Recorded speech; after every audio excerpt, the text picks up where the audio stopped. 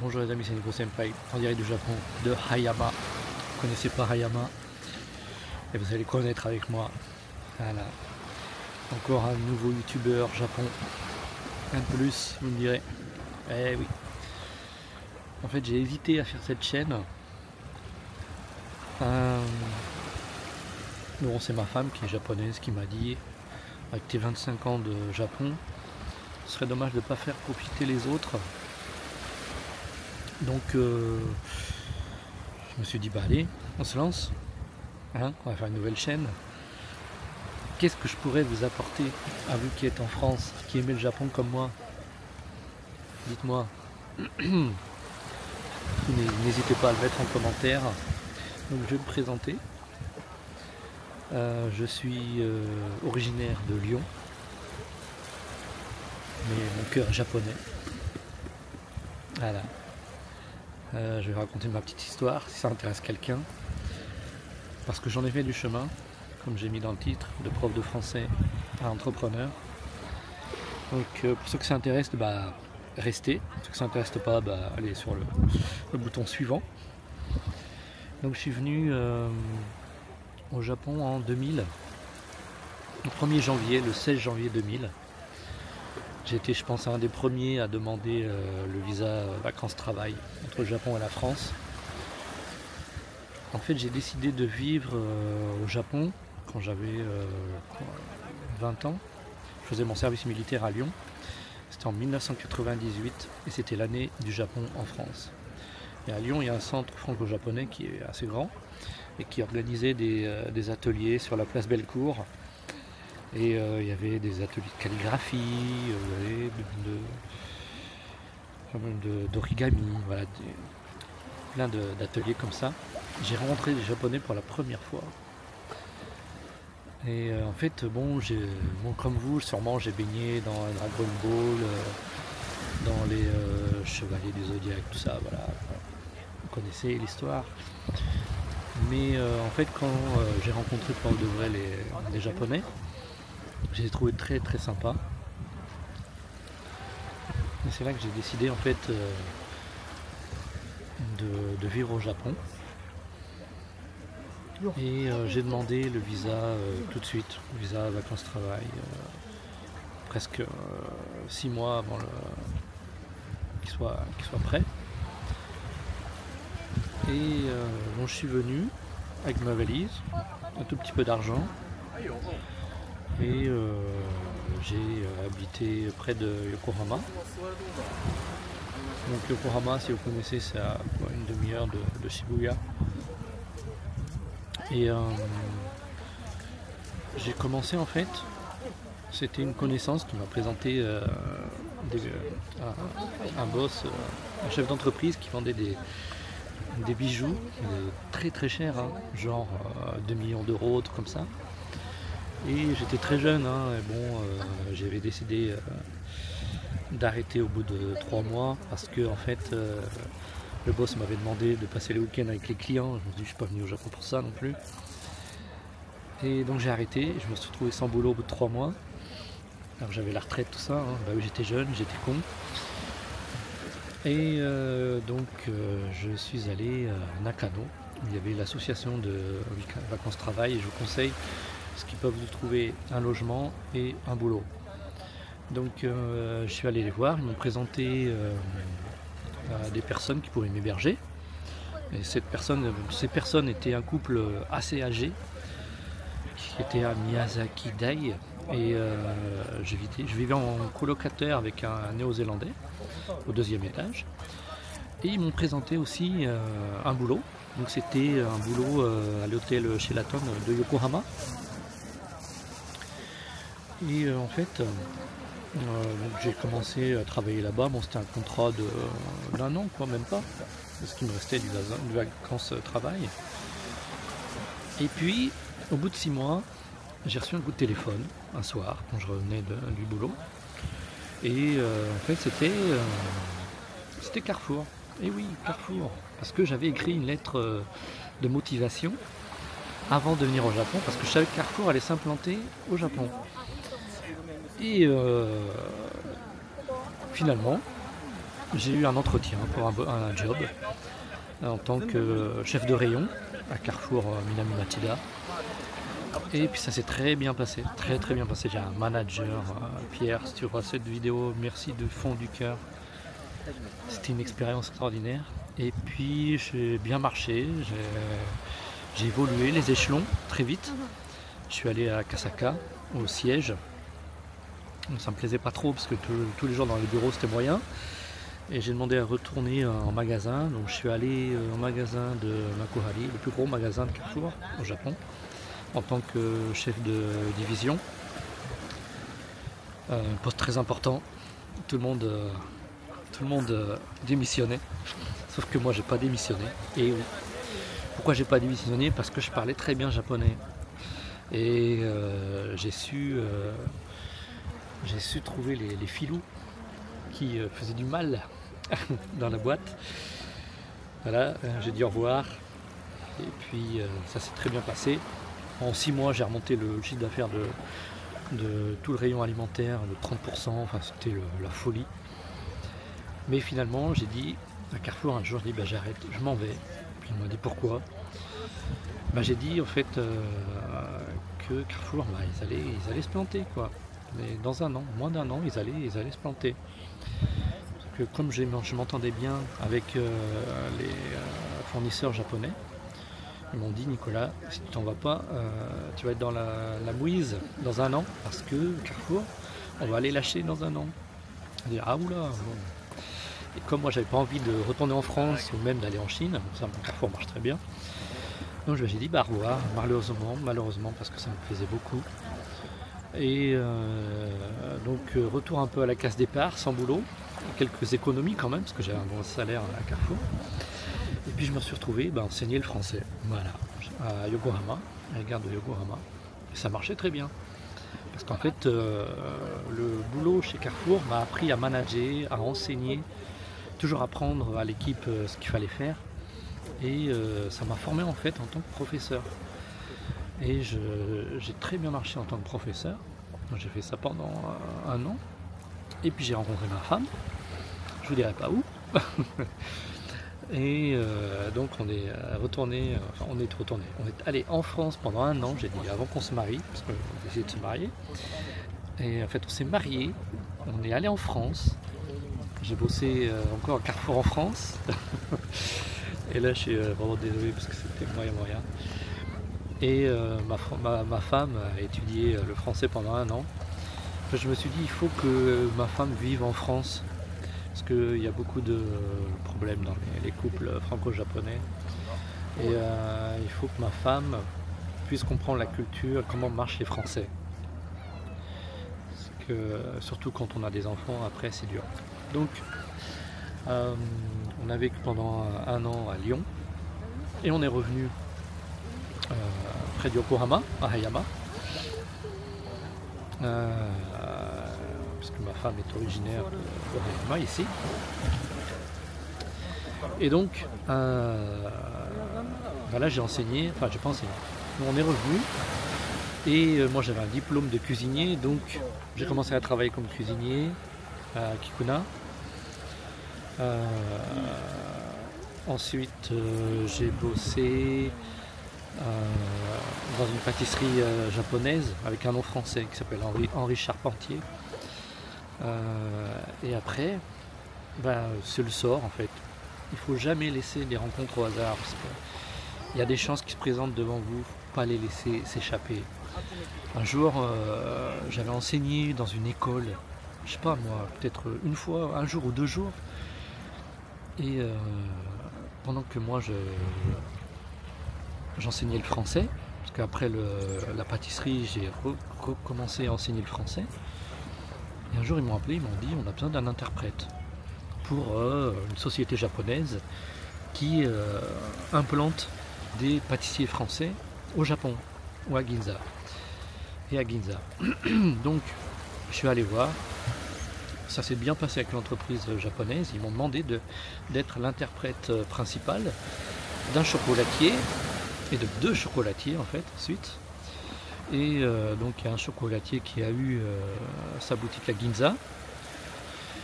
Et donc bon, ça s'est bien passé au début, et puis ce chocolatier, bon, il s'est un peu pris la tête avec la boîte de production japonaise. Il a dit je m'en vais, je rentre en France.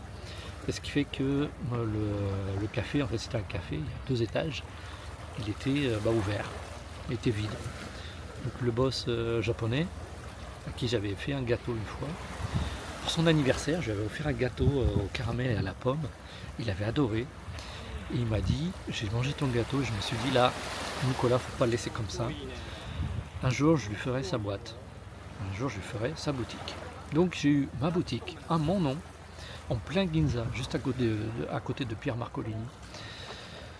2 étages, à faire la cuisine, à faire des pâtisseries, en plein Ginza. Je suis passé à la télé, mais toutes les semaines. C'était de la folie. J'ai fait aussi l'émission française sur NHK. De cours de français cette même année, et là ça a été l'explosion quoi. Tous les jours la queue comme pas possible, 1 heure de queue devant la boutique, parce que c'est une entreprise de marketing qui marchait très bien, et en fait on s'est bien développé, plusieurs boutiques, 2-3 boutiques, mais j'étais produit, et quand vous êtes produit au Japon, et ben vous avez les mains liées. Donc moi ce que je voulais c'est faire mes propres pâtisseries, mes propres gâteaux et mes chocolats. Donc à ce moment-là j'habitais à Hirayama, et j'ai décidé de devenir indépendant en fait. Donc j'ai fait ma petite boutique à Hirayama, une boutique toute simple, je travaille tout seul, et je me lève à 2 h du matin. Je me couche à 9 h, donc je dors 4-5 heures par nuit. Mais ça marche très bien. Je suis encore passé à la télé. Il y a un acteur l'année dernière, un des plus connus, un acteur japonais qui est venu à ma boutique. On m'a demandé mes gâteaux dans les feuilletons japonais. Enfin, ça recommence, je dirais. On vient de tout le Japon pour venir dans ma petite boutique là où il n'y a pas de gare à Hirayama. Enfin, il y a une gare, la plus proche c'est Zushi. Donc de Shibuya, vous mettez 30 minutes jusqu'à Yokohama. De Yokohama, vous mettez encore 30 minutes jusqu'à Zushi. Prenez le bus 10 minutes jusqu'à ma boutique. Mais il y en a qui viennent de Osaka, de Hokkaido, de Kyushu pour venir manger mes gâteaux. Donc, voilà un peu ma vie professionnelle, on va dire, et ce qui est de ma vie personnelle en fait. Ma femme est japonaise. Donc moi je suis au Japon depuis 25 ans, marié depuis 20 ans cette année. C'est mes 20 ans ce mois-ci, on est au mois de juin, en 2024, 20 ans de mariage. 4 enfants, et oui, 4 enfants. Pour ça je me suis nommé Nico Senpai, parce que quand je dis que j'ai 4 enfants, les Japonais me disent « Oh, vous êtes un Senpai ». Bah oui, parce que 4 enfants c'est dur, hein, même pour des Japonais au Japon. Donc j'ai mes 2 premiers, j'ai un garçon, 2 filles et encore un garçon. Les 2 premiers sont au lycée, la troisième est au collège, et 4e à l'école primaire. Voilà, et donc si vous avez des questions sur comment élever ses enfants au Japon, moi mes enfants ils sont japonais, ils parlent presque pas français, parce qu'à la maison c'est tout japonais. Ils vont à l'école comme des japonais, ils pensent comme des japonais, ils sont japonais.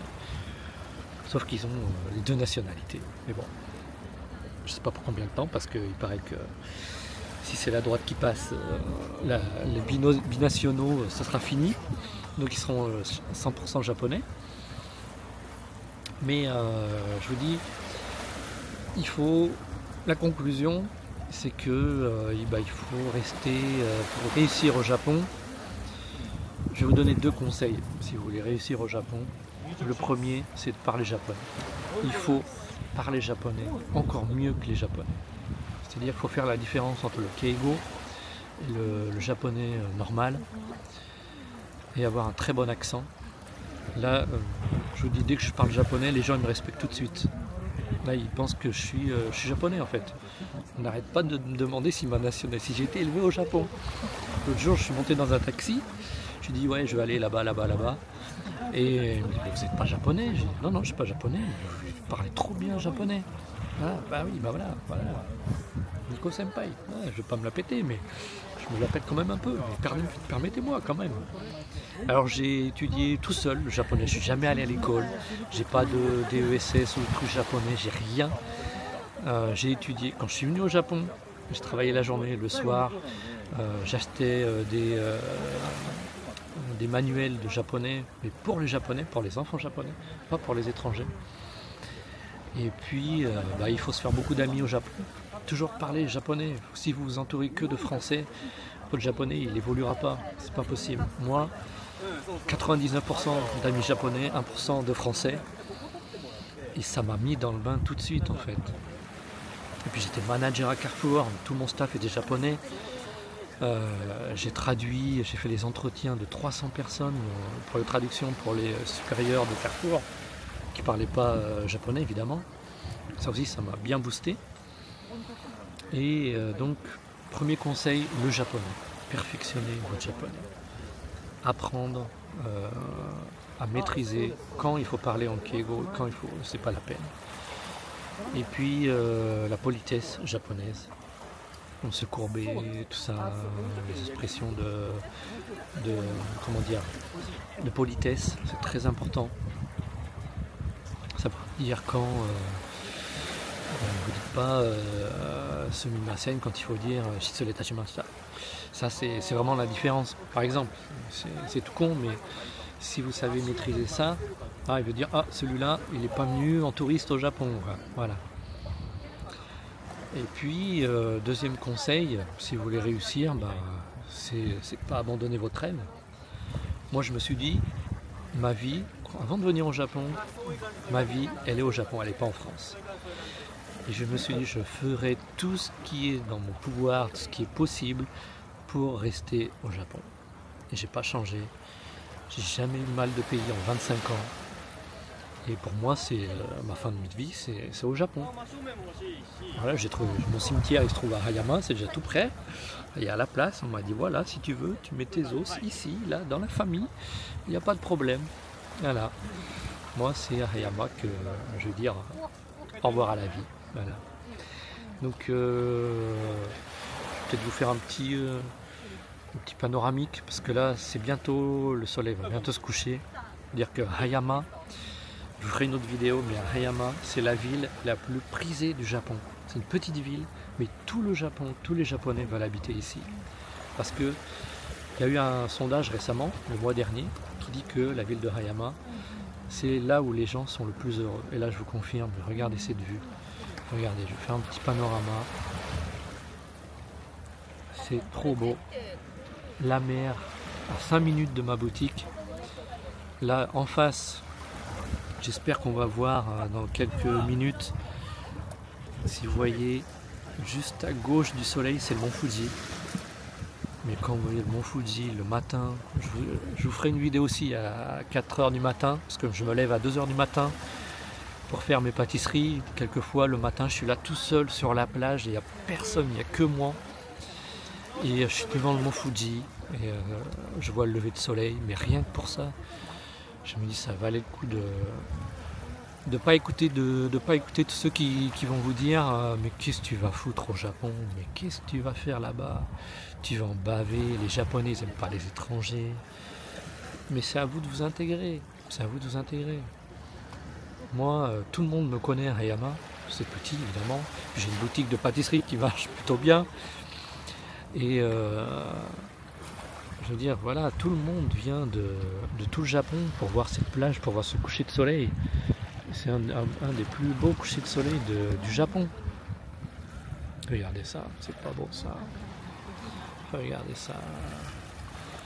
Il y a plein de gens qui viennent.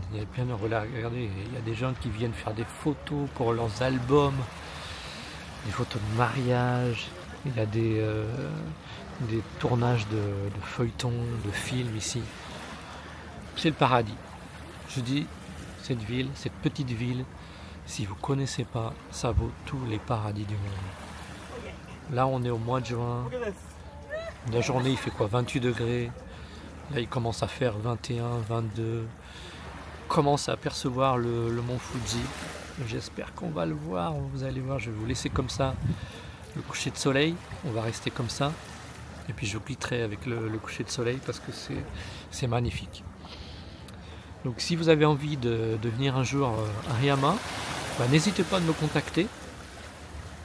Vous pouvez m'envoyer un petit... je vous laisse tout en commentaire ou même je vous laisse tout en bas en lien, ma page Instagram. Donc j'ai 2 pages, j'ai ma page pour ma boutique et puis j'ai la page que je vais faire là pour cette chaîne YouTube. Et vous allez voir que bon, pour les surfeurs, les surfeurs c'est le paradis, vous allez voir. Bon, juste à côté il y a la gare, en fait c'est la gare de Zushi. Et juste à côté de la gare de Zushi, là vous allez peut-être connaître, c'est la gare de Kamakura. Kamakura, vous connaissez. Tous les gens qui aiment le Japon connaissent Kamakura, il n'y a pas de souci. Et c'est à 10 minutes en voiture. Donc je vous ferai des vidéos aussi sur Kamakura, parce que bon, ceux qui n'ont pas eu l'occasion d'y aller, c'est évidemment à découvrir. Là vous allez peut-être pas voir, mais derrière, ici, en fait c'est la maison secondaire de l'empereur qui habite juste ici.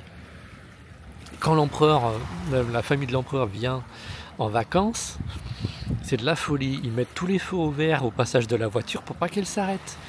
Parce qu'ils ont trop peur des terroristes, ils ont bien raison en fait. Et puis vous voyez au fond, ils sont en train de faire des petites cabanes. Alors les petites cabanes là-bas, on appelle ça Umi no Ie. C'est en fait, Umi ça veut dire la mer, Ie ça veut dire la maison. Et en fait c'est les maisons de la mer. C'est des restaurants en fait qui ouvrent que l'été. Ils commencent là à les construire au mois de juin. Ils vont les finir dans même pas un mois, dans 2 semaines je pense que c'est fini. Je viendrai vous faire une petite vidéo. Et là vous allez voir si les Japonais savent pas faire la fête. Parce que là je vous dis, c'est des orgies, mais alors tous les jours, hein. Ça y va. Hein. En fait, bon, pour ceux qui ont envie de se taper une bonne fête là, venez ici l'été, vous n'allez pas être déçus. Et là tout au fond, en fait juste en dessous du soleil, vous avez ce qu'on appelle la ville de Enoshima, et là aussi il y a plein de choses à découvrir. Donc là, tout ce que je vous explique là, Kamakura, Ryama, Zushi, Enoshima, en fait c'est ce qu'on appelle la région du Shonan, et dont le Shonan a vraiment la cote depuis 4-5 ans. Tout le monde quitte Tokyo depuis le Covid en fait. Avec tout le confinement qu'il y a eu dans Tokyo, dans les grandes villes, beaucoup de gens ont commencé à acheter du terrain ici et à construire leur maison et à travailler en fait par internet. Parce que les Japonais ont découvert, comme beaucoup de pays en fait, hein, ont découvert qu'on pouvait travailler sans aller à Tokyo et habiter à 5 minutes de la plage. Et voilà, donc je vous dis, la population du Shonan est en grande augmentation. Évidemment, vous voyez, bon, sous vos yeux, vous avez la mer, donc inutile de vous dire que les sushis sont magnifiques. D'ailleurs, hier, j'ai fait une autre vidéo où j'ai testé pour vous le top 10 des 3 meilleurs kaiten sushi du Japon. Il va falloir que je monte ça. J'ai mangé plus de 60 sushis hier. Mais ça valait le coup, j'espère que ça vous intéressera. Donc s'il vous plaît, j'ai envie que mes 25 ans d'expérience servent à quelqu'un. Donc n'hésitez pas à me demander ce que vous voulez en fait en commentaire. Si vous avez besoin de conseils, envoyez-moi un mail, un commentaire, je répondrai. Je suis assez busy, mais bon, je vous répondrai. En général, je réponds à tout le monde. Et n'hésitez pas à me faire découvrir tous les amoureux du Japon. Moi je suis un amoureux du Japon. J'irai à Tokyo vous montrer, mais bon, Akihabara, vous avez plein de youtubeurs au Japon qui vous montrent tout ça, mais on vous montre pas beaucoup la région du Shonan. Et franchement, c'est la côte d'Azur, vous voyez. C'est la côte d'Azur japonaise. Voilà, c'est la côte d'Azur japonaise. Vous avez des maisons secondaires à Tire-Larigot, vous avez des acteurs, des actrices japonais qui ont leur maison secondaire ici. Donc je pense que ça vaut le coup que je vous fasse découvrir un peu le côté vacancier du Japon. Et oui, parce que les Japonais, ils travaillent beaucoup, mais ils aiment quand même la mer et les vacances. Vous allez voir cet été. Regardez bien ici, on est quoi, bientôt 7 heures, il n'y a pas grand monde. Il n'y a pas grand monde là sur la plage. Dans un mois, ça va être bondé. Dans un mois, je vous jure, ça va être bondé. On ne pourra plus marcher sur la plage. C'est hallucinant. Alors des embouteillages comme pas possible. Voilà, et regardez-moi ce coucher de soleil.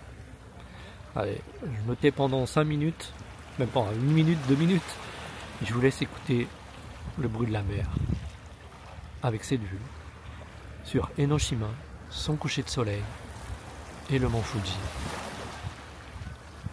Voilà, mon Japon.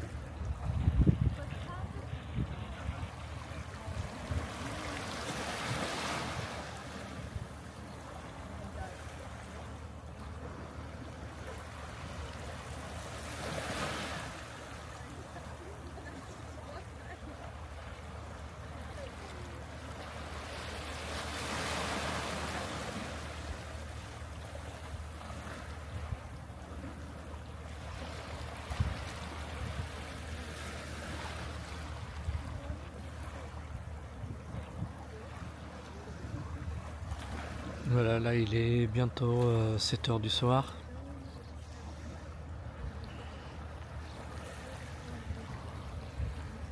Là il est 6h45.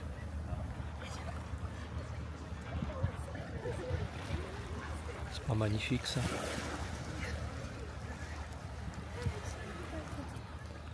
Et il y a plein de photographes qui viennent en soirée pour prendre ce magnifique coucher de soleil. Il y a des Japonais qui font un site, il y a des Japonais qui font des sites Instagram, qui ont des pages Insta que pour ce coucher de soleil. Tous les jours, ils montent le coucher de soleil de Hariyama.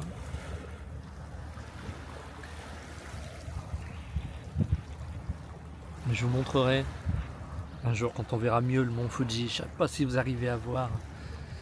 On le voit là dans la brume un peu, on voit juste qu'il dépasse un petit peu.